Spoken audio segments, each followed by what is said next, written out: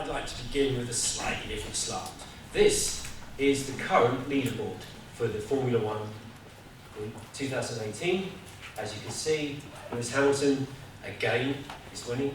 And so I thought to myself, well, being British, so it's like root for the underdog. How can we help Sebastian Vettel? How can he improve, or how can we help him improve his driving performance? Of course, I'd like to think that if this was, if I could do this, he would pay me large sums of money in a brown envelope, and I could go away and pursue my research to my heart's content. So, my answer is, he would use precognitive priming, to improve his driving performance. So that's my question and answer. That's the talk, that's it. I am now going to spend some time telling you what I mean by that. Okay? So we've had a lot about precognition, this notion that if it's possible, it's so wrapped up in our understanding of the nature of time, whether it's possible for somebody to perceive, pre-perceive the future, gain some insights into the future. And oftentimes these are associated with literally just flashes of insight, dreams, etc. There are a whole range of different ways that people tap into this. And it's important to recognise that when we look at this in the lab, it may be a very sort of slightly different way of looking at this. These might be different aspects of the same thing, or they may not. But this sort of thing is very interesting, but it's also very challenging. Actually, I quite like some of the work earlier on, talking about how to look at this perhaps more qualitatively. But for me, experimentally, whilst these anecdotes are very interesting and the testimonies are useful, it's still very, very difficult to manage and control. And so, after Darrell Benn published his work on this idea of what I call precognition or presentiment, or sometimes I refer to it as precognitive priming, simply because for me it's an easy way to understand that. He literally took or suggested that psychologists take established paradigms and just literally swap them about. One of the issues in parapsychology, and I would absolutely agree with Rupert on this, I really don't like the term parapsychology. It's a bit of a nonsense really. It's either psychology or it's not. Power is just a nonsense. But the point is, one of the issues is that there's been this search for what I call the golden paradigm. People have been searching for a long time for a paradigm that it doesn't matter who does it, where you do it, everybody finds the effect.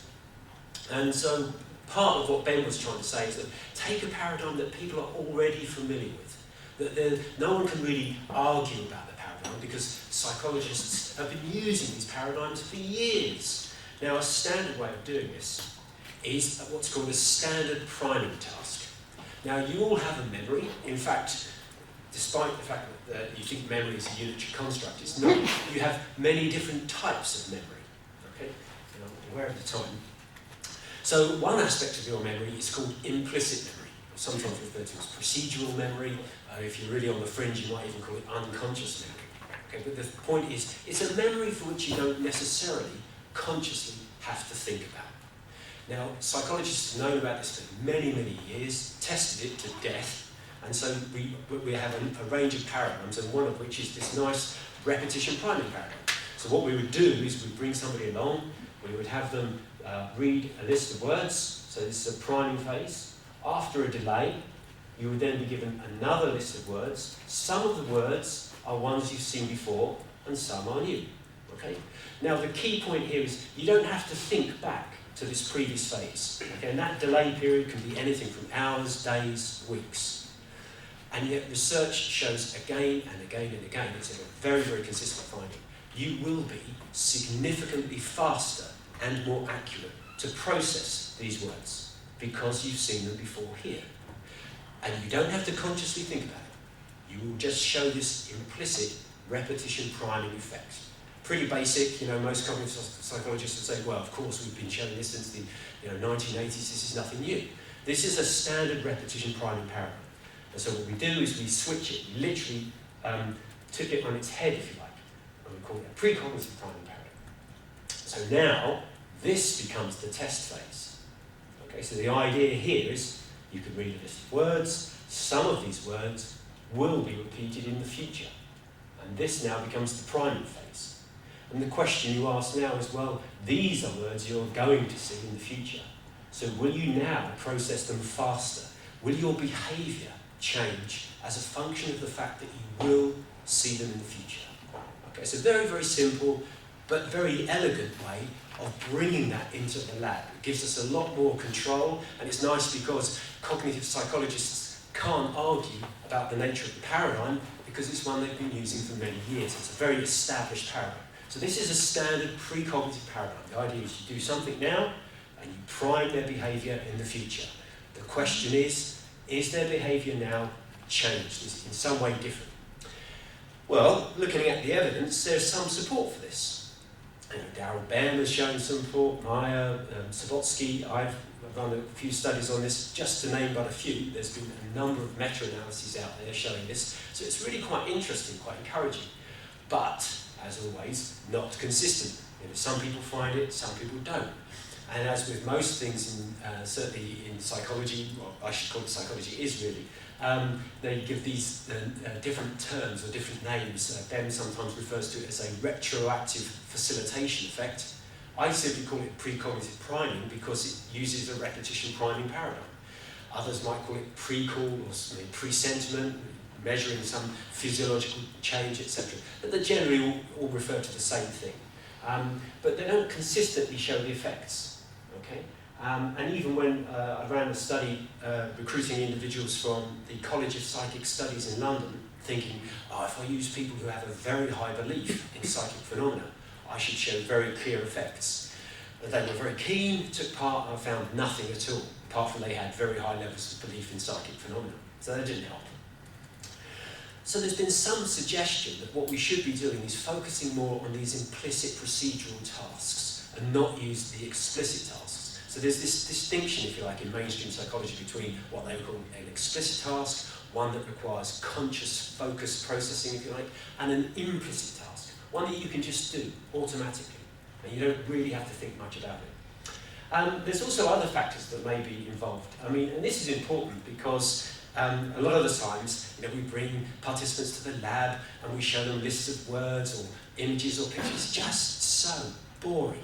It really is. We bore our participants to death. And that's an important point because we make lots of assumptions when we ask people to take part in our studies. We say, will you do this? And we assume that they do it to the very best of their ability, when oftentimes they just do it to get the credit, do it because they have to do it, or they feel that they have to do it, or just do it because they want to get out of the lab. So motivation is a big factor. Now, we've tried different things in the past. We've tried paying people. Last year I tried a study where I clipped a crisp £10 note to the board and said, if you do well, this is yours. I found a nice priming, a precognitive priming effect, but offering the £10 note had no effect whatsoever. There could be issues with that. So I thought, okay, well, what else can I do to try and change the motivation? And I thought, well, I could make the task a bit more enjoyable. So, interestingly, as Rupert was just talking about, you could think about games. I had some money left over in the pot, and so I asked our tech guys to go off and purchase one of these driving games. Now, I thought I would get like a PlayStation game. I have to be honest, I hold my hands up here, I'm not a gamer, so I was a bit sort of out of the loop. I just said, can you get me a driving game? And the reason I chose driving is simply because I thought, well, people could drive around a circuit, we could time how long it takes, and then I'll prime them in the future. Are they faster? Nice and easy. And they really did a great job. Hats off to the tech guys. So I thought, okay, we'll use this driving game. They bought. And so my aim here is to prime them in the future and ask the question, will participants be faster to drive around this track if they practice in the future? Okay, very simple, very simple. Standard stuff, approved by ethics. In terms of the participants, they're all female, age 21 to 30. Now, there's a specific reason for that. Well, two reasons really. One is logistical. 85% of all undergraduate psych students are female, so there's that. But I thought, okay, let's not bring in the issue of gender. I have to be careful. On thin ice, when you start talking about gender differences in driving skills, it becomes a bit dodgy. So I thought, let's not go down that road. Let's just keep it, all female and try and keep it as simple as possible. Okay? I also measured that some aspect of belief. No, it's important. I want to show you this one. So I want to show you. I have a little video here. I hope this will work. I should show you the setup. possibly. Okay, so this is the lab setup that we ran this experiment in, just to show you. We've got a standard sort of nice comfy chair here. This is Richard, our amazing technician who set all this up. Thank you very much, Richard. Who's also demonstrating the equipment. So we've got a standard steering wheel, pedals down the bottom there, so for accelerator and brake. And then in front of the individual, we have a large screen on the wall. Let's zoom into that. I can't, there you go. So you can see a picture of the car, and it follows around the track, and that green line you see in the centre of the track, or appearing in the track, is like the best driving line, I think. I was so impressed, because I expected them to come back with one of these handheld, I don't know what you call it, and they really went to town. The tech guys really loved this idea that I wanted the driving game set up, so they gave me this whole lab set up, and it was great thanks to them. It was a brilliant setup. Oh, I should just say, they picked something called Formula 1 2015, that was the game, and all the details I can give you later.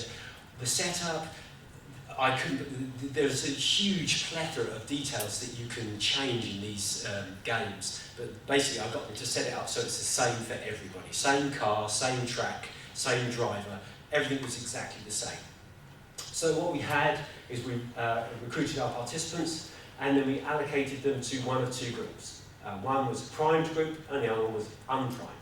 And we tried to control for things like driving ability and gaining experience. So it's not a fully randomised condition simply because the numbers are quite low. I wanted to try and control for things like driving ability, etc., and gaining experience. So then it would be done individually, so despite the fact that these two groups were run, everyone was run individually as they came to the lab. So what would happen is somebody would come along, they get information, they're randomly pseudo-randomly allocated, if you like, to one of these groups. They then have a practice trial. We say to them, don't worry about the time, we're not going to time you, it's not that important, you can just drive around the track. All we want you to do is just become familiar with the kit, because it's actually a lot more difficult than it looks. I spent many hours myself practicing with that, crashing into the sidewall, etc. So the idea is the first sort of circuit, they literally just had a go, and we said to them, don't worry about time, just go around and just get used to the kit. And then after that, they had 2 trials, which were timed, and then half the group, as you can see, then went on to do a further 3 trials. So these 3 trials here are the priming trials. So only one group gets the priming in the future, these guys don't. And so the question is, in this test phase, we took the average of 2, will these people be faster than these? A little bit of important information. So we tried, as I say, to control for things like driving skills, ability, and gaming experience. So in terms of the primed group and the unprimed group, roughly equal in terms of the number of drivers, 5 and 6. Quite different in the how long they've been driving. But we asked how often they were driving, etc. So it's reasonably similar. If not, you could argue the non-primed group is slightly higher. And for gaming experience, not quite as good. The primed group didn't play games as much as the unprimed group, but fortunately, most of that was this role-playing game, which turned out to be World of Warcraft, apparently the most popular game about at the moment. None of them played computer games that involved driving. Okay, so even when they were sport games, there were things like hockey or whatever it was. Okay, so then we measured their speed. So this is a mean driving speed around the track during that practice trial.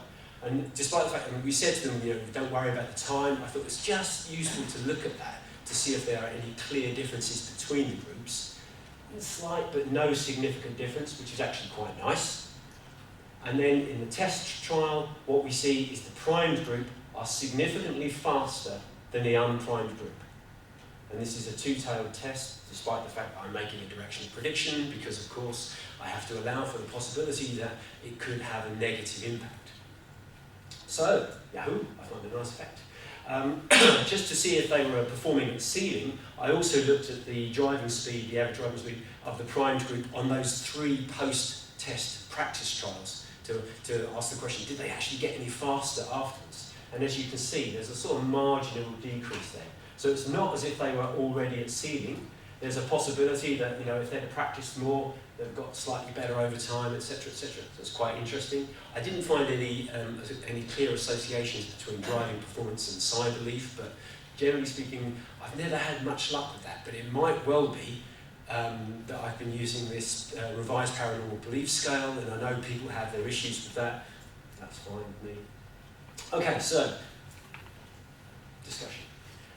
No clear difference in their driving speed, if you like, during the practice phase, but in the test phase, the primed group was significantly faster. Okay? No clear association between driving performance and belief. So what does it mean? Well, I think it's important to flag this up. I think it goes both ways. A phrase that I use comes from Rupert's book, actually. It's science doesn't do certainty.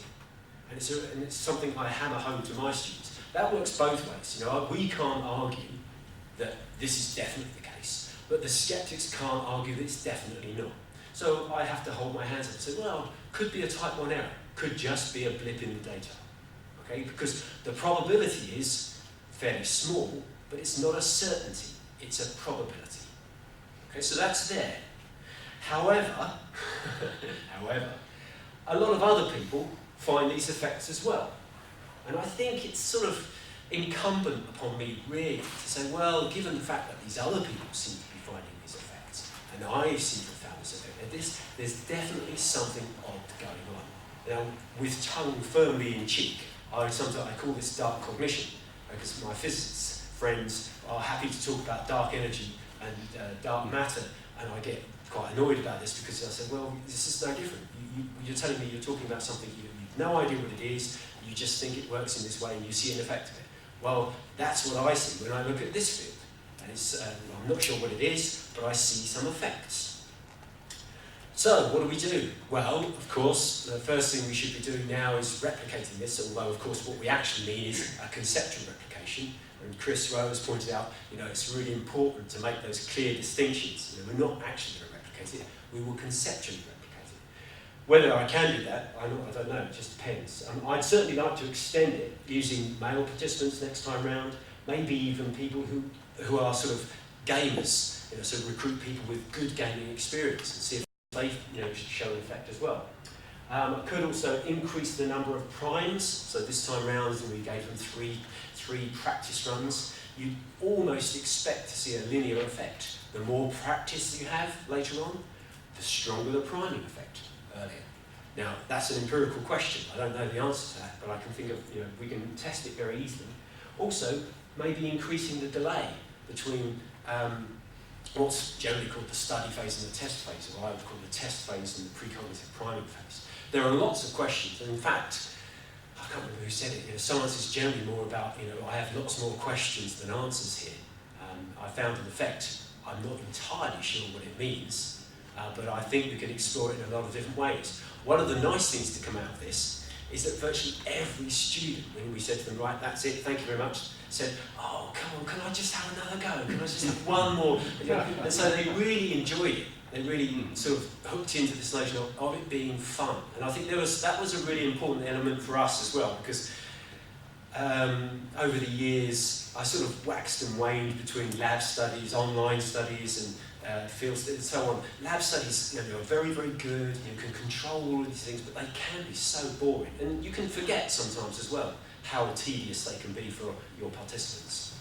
So for me, this is it offers an interesting possibility to explore different ways that we can test for these things that could be a bit more fun, a bit more useful.